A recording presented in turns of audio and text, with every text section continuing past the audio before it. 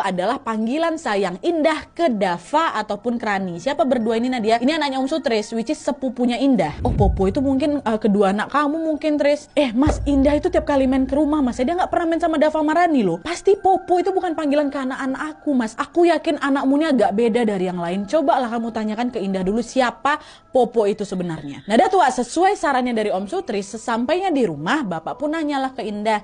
Indah, sini nak, Bapak mau nanya. Popo itu siapa, nak? Oh, dia temanku, Pak. Lucu dia. Di mana rumahnya? Di rumah Om. Oh, siapa dia, nak? Mas Dava, Mbak Rani. Bukan, Pak. Dia singa. Lucu. Kata siapa ini, kata Indah. Mendengar ucapan Indah, seketika Bapak langsung kaget bukan main. Gak mungkin ada singa di rumah bapaknya itu kan. Bapak yang panik ini pun langsung menceritakan hal itu sama kakaknya Om Sutris. Dan dari situ mereka pun mulai merencanakan sesuatu nih, Wak.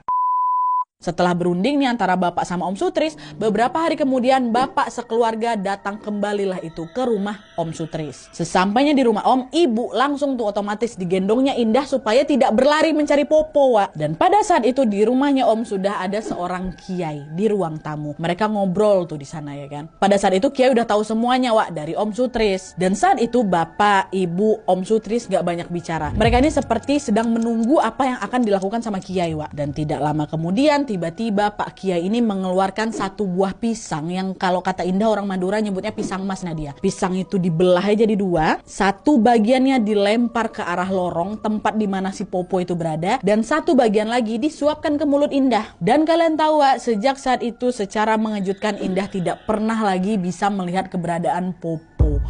Sampai sini pasti kalian tahu kalau Popo ini bukan singa sungguhan, memang bukan. Popo adalah sosok astral, bentuknya singa memang. Nah, terus kenapa Popo ini bisa ada di rumahnya si Om, di rumahnya Kakung ini? Itulah kalian tontonlah sampai akhirnya, nanti ada jawabannya tuh.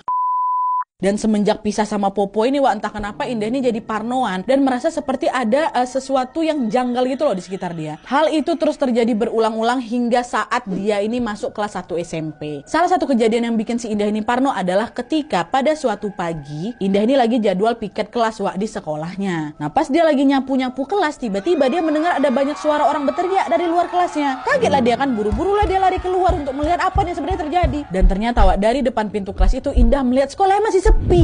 Belum ada orang yang datang, paling cuma 1-2 orang aja yang datang, Nadia. Tuh tadi yang teriak siapa tuh? Meski masih keheranan, Indah pun memilih untuk tidak terlalu memusingkan hal itu. Oh, tuh mungkin perasaan aku aja lah ya kan. Nah, singkat cerita, Wak, masih dari yang sama nih ya. Pelajaran hari itu pun dimulai. Awalnya semua berjalan baik-baik aja. Sampai akhirnya pada jam 8:30 pagi di depan kelasnya Indah lewatlah ini beberapa orang guru yang tampak sedang menggotong seorang siswi.